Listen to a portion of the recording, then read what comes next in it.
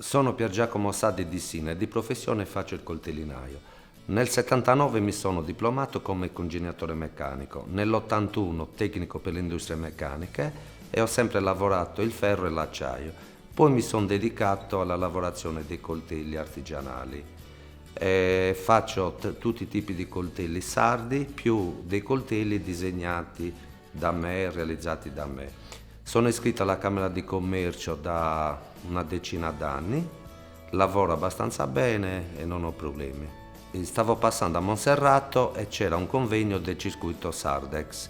Nessuno mi ha mai detto niente, nessuno mi ha mai cercato. Sono entrato, ho sentito parlare appena 3 minuti, sono andato via e all'ingresso gli ho detto mi iscriva e mi sono iscritto perché ho capito subito la convenienza che c'era essere iscritto su Sardex.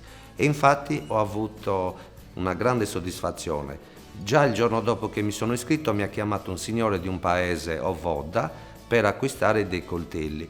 Praticamente io Sardex lo considero un extra del mio lavoro. Sono tutti clienti in più. E poi logicamente anch'io ho delle spese in più che non avrei mai fatto, condizionatori, fotovoltaico, forni nuovi, levigatrice. Per me è stata una bella esperienza e spero che continui così.